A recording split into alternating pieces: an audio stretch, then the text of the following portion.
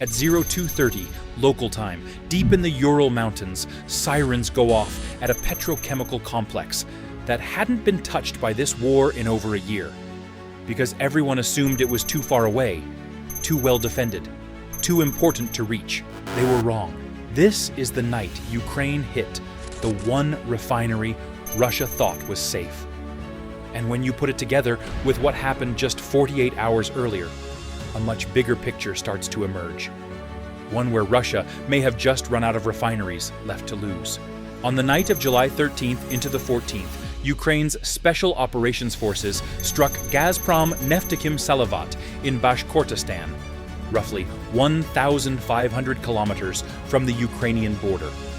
One of Russia's largest petrochemical complexes, producing over 150 different chemical products.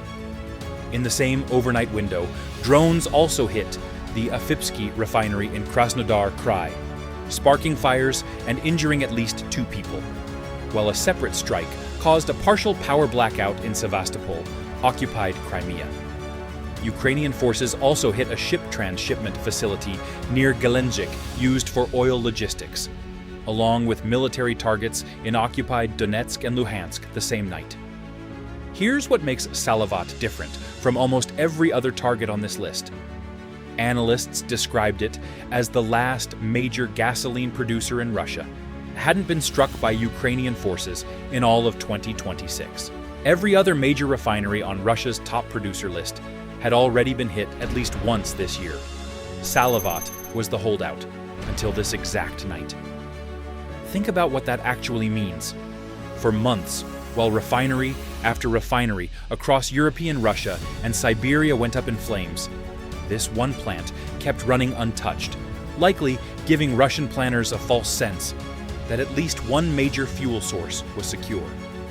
That confidence didn't survive the night of July 13th, and Salavat's origin story is stranger than most people realize. The plant wasn't even supposed to be built in Bashkortostan originally. It was first planned for a town called Chernogorsk in Siberia, using industrial equipment seized from Germany as war reparations after World War II. Only in 1947 did Soviet planners redirect the entire project to Bashkortostan to take advantage of the region's booming oil industry, an area nicknamed the Second Baku at the time. So this refinery, now targeted by long-range Ukrainian drones, was quite literally assembled using machinery taken from a defeated Nazi Germany 80 years ago.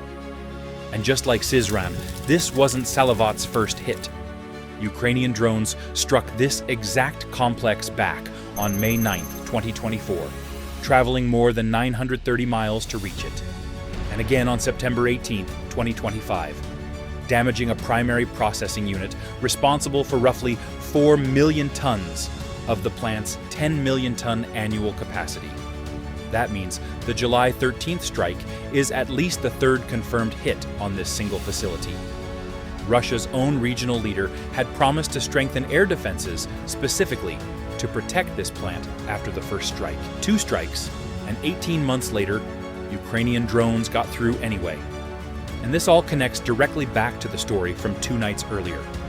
Satellite imagery released July 13th confirmed the Syzran strike had caused serious damage to 2 major processing units, one handling roughly 30% of the refinery's capacity, the other handling 70%, along with secondary units used for catalytic reforming. Reuters reported the refinery halted operations entirely following the strike. In other words, the developing story from Syzran wasn't an isolated incident. It was the opening move in a 2-night campaign that also took out Russia's last untouched major refinery. Zoom out, and the pattern becomes hard to ignore. Saratov Refinery hit July 8th. Ilsky Refinery hit July 9th to 10th. Syzran hit July 12th. Then Salavat and Afipsky both hit July 13th to 14th. 5 major refineries in under a week.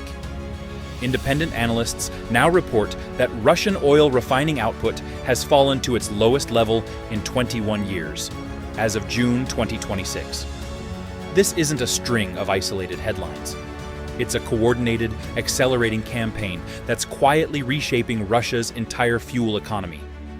So why does hitting the last untouched refinery matter more than any single fire? Because it means there's no longer a safe refinery left in Russia to fall back on. Every major producer has now been reached at least once. Some of them, like Salavat, 3 times over. And when the refinery Russia thought was too far away finally goes up in smoke, that's not just one more headline. That's the sound of a strategy running out of room to hide. If you liked this video, then give a like and subscribe to our channel for the next one.